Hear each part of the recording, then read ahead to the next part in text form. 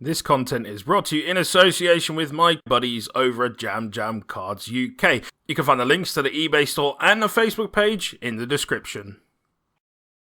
Hi guys, Joe here from Rufioh. Apologies about the noise in the background. We are at Locals, we're actually in the middle of Locals. But Pibs wanted to share with me his Beetrooper deck, the brand new spicy archetype in Dawn of Majesty. So, how's it going so far? 1-1 so far. Yeah. Both games have gone to game 3, so it's not winning games. So it's pretty good. But it's still early days, right? You still got a lot to figure out, and there's a lot of experimentation. It's a very early version of the deck. And I think there's a lot of like really cool support out as well that you could potentially try. Inzektor's always had like some really crazy generic support. It just hasn't had the engines to put it all together. Yeah. Beetrooper's a pretty strong engine now. Okay, sweet. So we'll get stuck into the profile. Cool, so main deck. So the first thing is the 3 scout buggies. One of the strongest of the new cards. So when it's normal or special summoned, it can special summon another buggy from anywhere but banished. So it's basically tour guide, right? Kind of, slightly yeah. better. Yeah, it locks you into insects while it's on the field, but that's really not an issue on this deck. Yep. But yeah, it's a good starter and extender in itself. Then we play the scale bombs. So it's like a Kagato Kage thing where you normal special summon, it special summons itself from your hand. Sure. It's also like a Ghost Ogre on the field. When a monster activates an effect on the field, you contribute an insect and destroy that monster. Yep. Which isn't particularly good because it doesn't negate or anything, but it has like applications against Zeus and stuff. So, Yeah. But it's an extender essentially. Yep. We play 2 Sting Lancers. Yep. I've seen people playing 1, but you can search it and you want to summon it. Off the big insect effect, so 2 is right. Yep. When it's summoned, it adds your counter trap or your field spell, and it also sort of has a DD Crow effect during either player's turn. Yep. Which is, it comes up. It's pretty good. Yep. Then, that's all the Beetrooper monsters, then we start playing Battlewasps. Whoa. So, this is like Stratos, so it searches any Battlewasp when it's normal or special summoned. Yep. But it's also negate when it's on the field by tributing another insect. Spicy. So, it's better than it looks. We play 2 of the Twin Bows, so basically it's just free level 3 summon. It locks you into insects for the turn, but again, not super important. Yep. It can attack twice. Is that for the rest of the turn, or like during the turn you use it like full stop? For the rest of the time. Okay, sure. So it's not, you can use it towards the end if you need to. But it's a level 3, which is important for making Cicada King. Yep. Then we play 3 Pin the Bullseye. Yep. This is the better of the 2 Battlewasp extenders. So if you have an insect on the field, you can special summon it. Yep. You can burn your opponent for 200 while it's on the field for every pin you control. Sure. Which is good with Cicada King because you can negate that effect and then special summon a monster from your graveyard. Oh, nice. So where a 200 burn might be irrelevant, it's good for it to be a bait for your own negation. Yeah. Which is kind of cute. Kind of cute, yeah. Then I play 1 Arbalist, which is like Wolfbark, so summons a level 3 or lower insect from the graveyard. And if it's destroyed while it's on the field, you get to special summon another Battlewasp from the deck. Sure. So when you're baiting out negations or something, someone might destroy it and go, haha, it doesn't stop me. But it's basically a follow-up play for when you summon the Stratos one in your opponent's turn. Sure. So they're the Battlewasps. They're the extender package essentially. Yep. We play 3 Resonance Insects. Yep. So what is it with this? Because loads of people have been like... This card is bonkers. Yeah. So when it goes to graveyard from field, you get to add a level 5 or higher insect. Yeah. Then when it's banished, it gets to send a level 4 or lower insect to the graveyard. Okay, sure. So it has lots of effects. Yeah. I mean, it keeps the deck rolling. It's just kind of crazy. Yeah, it's actually quite good. I mean, if you put that into like any other deck, that's pretty wild. It's 1,000 attack as well, so you can summon Almirage with it. So it's sort of like a starter if you don't have any of the good ones. Nice. We play 2 Aztecapedes. Yeah. So banish it from your graveyard, summon it. Yep. Yeah, it's just free summon, extender. And you can mill your opponent's cards. Oh, yeah. But it banishes your Resonant Insect as well, which is important. So you get that effect off of that as well. And it's searchable. So. Sure. We play one Gokipole, which is the Forged Burial target of choice for the Resonance Insect. Yep. Because when it goes to the grave, it adds a level 4 insect. So that adds this. Or Danger Mothman if you're playing Dangers. I was playing Danger Mothman at one point.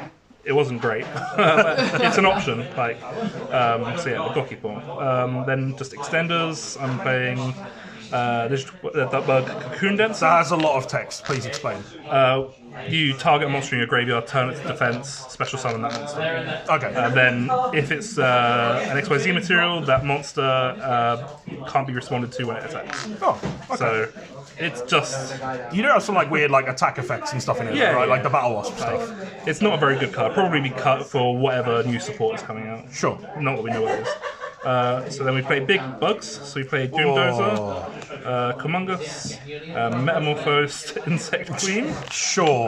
So these can all be searched with Resonance Insect. Okay, these two, sure. What the hell is this? So I'll explain what this does when I get to the spell that summons it. But yeah, they're big bugs that are searchable and can be summoned from deck. Okay, sure. Later on. I'm playing 2 Retaliating Sea. Yep. Because it's actually kind of crazy against a lot of decks at the moment. Yeah. Shaddoll decks die to it. Drytron, they try to ritual summon a monster, dies to it. But it's also a starter because when it goes to graveyard, it can add Resonance Insect. Okay, so the trick against this is just open draw, right? Red draw is pretty strong against this. Yeah. Okay, sure. And then I'm also playing 1 Contact Sea. Yep. Because Tri-Brigade is a thing, and you can search this with Resonance. So, yeah, it's pretty good. Then I'm playing 2 Ash, just because hand traps. Sure. I cut 1 because I wanted to play more extenders. Sure. Alright, so here, this is the one. Yeah. Cocoon Ultra Evolution. So what this does is it tributes a monster that has an insect monster that has an equip card equipped to it. It's a special summon from deck any insect monster, ignoring its. Does that say quick play? It's a quick play, yeah. Okay, sure. So ignoring its summoning conditions. So this is how you summon the Metamorphosed Insect Queen, which I'll get it now. She's like the I'll milk explain it now. So this makes all insects on your field untargetable, which is pretty good. It also summons a token during your end phase, which you can use for other tributing effects. Yep.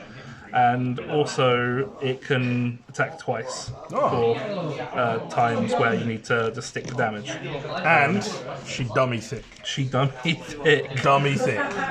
So this summons because you're equipping Resonance Insect with Pika Flaner, which is in the extra deck. Yep. So then you're sending the equipped monster in this to summon anything. So it can just summon like a buggy if you want 2 level 3s, or just summon anything that you need. Sure. So you don't always have to summon the big monsters. So you can just summon it. It's like an E-Tally. Yeah. Then also you can banish this and shuffle a insect back to your deck from your graveyard to draw a card. Sure. So even if you're just discarding this, you're getting a draw off it. Yeah. And recycling resources. Sure. It's not searchable, but there'll be a time when they get their own Animadorned. Tributing insects, search for pill. Then Call by the Grave because you're playing a combo deck. Yep. And then 1 of the field spell. Yep. So it's Monster Reborn for Beetrooper monsters. Yep. Every turn, so once per turn. And then it also summons a token when an insect monster is destroyed, which can come up. Yep. I'm only playing 1 because it's searchable, and honestly it's bricky. Yep. So one's plenty. Yeah. Then traps, playing the Flying Sting. Yep. Which is the counter trap, negates monster effects, searchable, and it also can set itself back to the field from graveyard if you have a 3,000 attack insect monster on the field. Oh, nice. So yeah, you go negate thing, then in your turn you set it back down, then in their turn you negate, and it doesn't get banished when it goes back to the graveyard. Right. So you just keep looping the same copy if it goes on that long. That's nice. And then generic traps, playing Order and Imperm. Yep. Because they're probably pretty self-explanatory. Yeah. Thought about playing Judgment, but I don't want to clog my hands up too much with non-extenders, because if you don't, it bricks hard. Sure. So that's the main deck. I think it's 40, 41 cards, something like that. It's in development. Okay, so extra deck.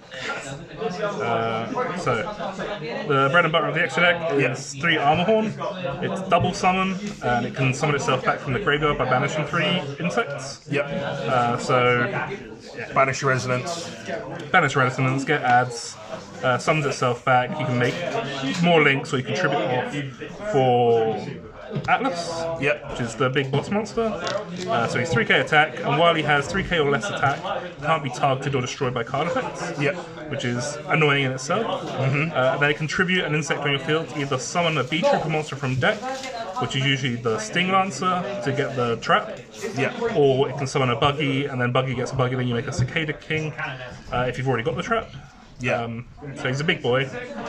Or he can tribute a monster to gain 2,000 attack. Nice. Which is terrible. Yeah, but I mean, that could be like the odd you're losing your protection by going over 3,000 attack, and also you're negging yourself a monster. Yeah. So why would you not destroy the monster, summon a Sting Lancer, which is 2,300 attack? I don't know. Hey, look, you might not want to get like Lava Golem next turn. Sure. You might need a big boy, right? So they're that's the Beetrooper. They're the new guys. Playing 2 Pika Flana. So this is Union Carrier for insects. There's also Digasta Amariel for insects. Yep. It's really good. Equips Resonance Insect from your from your deck. Just gets everything greased up. In rotation. Oh, moist. Yeah, recycles your resources. Draws you cards. It's a really good card. I played this new thing, Shinobi Insect. It's the most generic insect link monster, so you can make this with your Almirage and stuff. If a monster it points to is destroyed, you can special summon a level 4 or lower, I think, insect monster from your grave. It doesn't really come up very often. It's literally there just to get yourself unlocked from insects. One Seraphim Pattern. So when this is link summoned, you gain counters on it equal to the amount of insects that was used to make it. And then you can remove a counter to special summon a level 4 or lower insect from your graveyard. But you can only do 1 effect per turn. So you can't go link summon, gain counters, special summon from grave. Because that would be, reasonable. But it summons the negate that was in your opponent's turn, so it gets another negate. So it's pretty good. It also doesn't lock you into insects. Then non-insects, we play Almirage, we play Access Code. Because, helps you start, helps you end. Then XYZs, play one of these things. It's not very good. But there's applications where you have a Resonance Insect in the graveyard and you have 2 level 4s. So you make these 2 level 4s into this, detach to summon the Resonance Insect, and then you can loop the Resonance Insect's effects again. So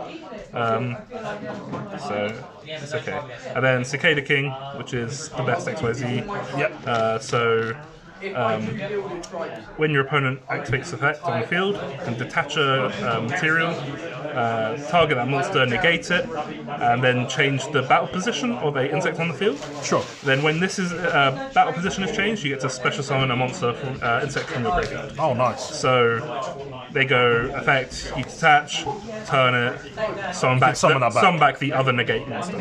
So it's all about just making negates and stuff. But this is like the one where I was saying with the pin, where you negate the 200 burn, you just get a free monster. So that's the deck. Hopefully you understood some of that. I think side deck is largely irrelevant unless you want to go through that. Side deck's always your local meta dependent. I'll show it, but it's not very good. So I play the 3rd Retaliating Sea. I play a Regeki. Because I had 1 spot left over. And it's this magic card. So LOB. Not first though. Lancia, because Tri Brigade. Yep. I play these because they're really good board breakers before you start your turn, essentially. Yep.